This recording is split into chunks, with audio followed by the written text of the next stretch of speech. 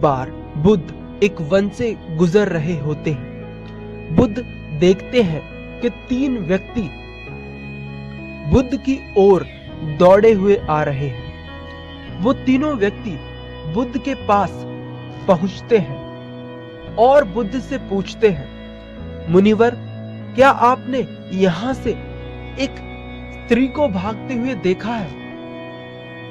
बुद्ध कहते हैं, नहीं, मैंने तो यहां से किसी भी स्त्री को भागते नहीं देखा। बुद्ध कहते हैं, परंतु आप तीनों इतने परेशान क्यों हैं? वे तीनों व्यक्ति कहते हैं, वह स्त्री एक डायन थी, वह हमारा सारा धन लेकर भाग गई। बुद्ध कहते हैं, अकारण ही वह तुम्हारा सारा धन लेकर भाग गई? वो तीनों व्यक्ति कहते हैं, अकारण तो नहीं, हम उसे आमोद प्रमोद के लिए लाए थे, परंतु उसने हमें मदिरा पिलाकर बेसुध कर दिया, जिसके बाद उसने हमारा सारा धन चुरा लिया और वहां से भाग गई। बुद्ध कहते हैं, चलो अच्छा है, उसने तुम्हारा बोझ कम कर दिया। उन तीनों व्यक्तियों में से एक व्यक्ति को क्रोध आ जाता है और वो बुद्ध से कहता है, अरे तुम हमारा उपहास उड़ा रहे हो, तुम्हें पता भी है वह धन कितना था? इतना धन तुमने आज तक अपने स्वप्न में भी नहीं देखा होगा। वह व्यक्ति नहीं जानता था कि बुद्ध बनने से पहले एक राजा के पुत्र थे, जिनके पास धन की कोई सीमा नहीं थी। बुद्ध कहते हैं, वह तो अभी भी तुम्हारा सबसे कीमती धन लूट रही है और तुम कुछ नहीं कर पा रहे हो। परंतु ये कैसे हो सकता है? धन तो उसने हमारा कल रात लूटा था। आप ये क्यों कह रहे हैं कि वो अभी भी हमारा धन लूट रही है? बुद्ध कहते हैं, धन उसने भूतकाल में लूटा था और तुम उसके बारे में सोचकर अपना वर्तमान गवा रहे हो। वह तुम्हारा वर्तमान भी चुरा रही है।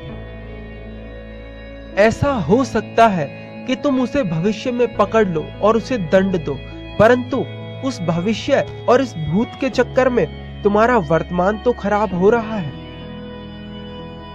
और यही सबसे बड़ी समस्या है।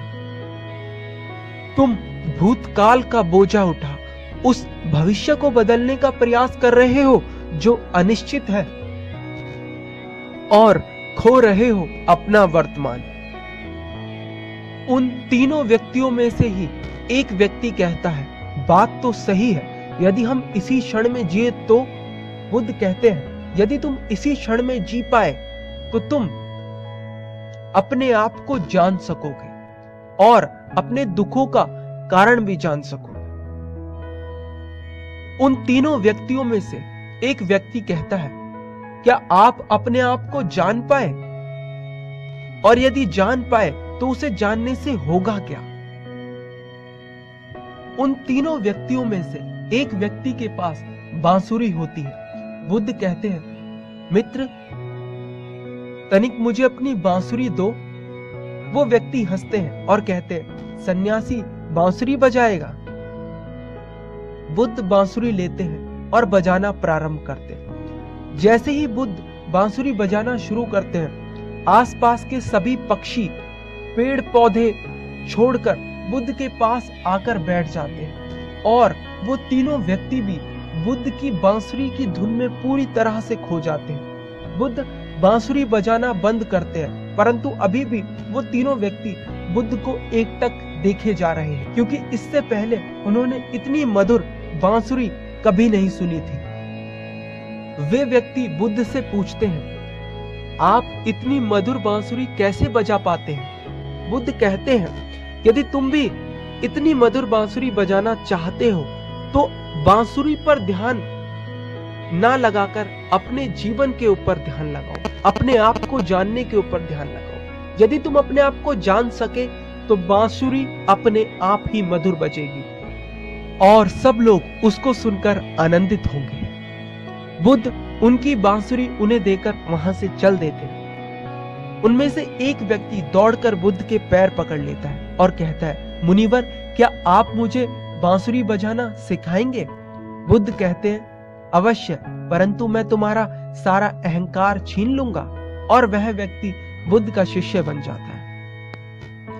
उन तीनों व्यक्तियों की ही तरह आप भी अपना सबसे कीमती धन खो रहे हैं और हर क्षण गरीब हो रहे हैं।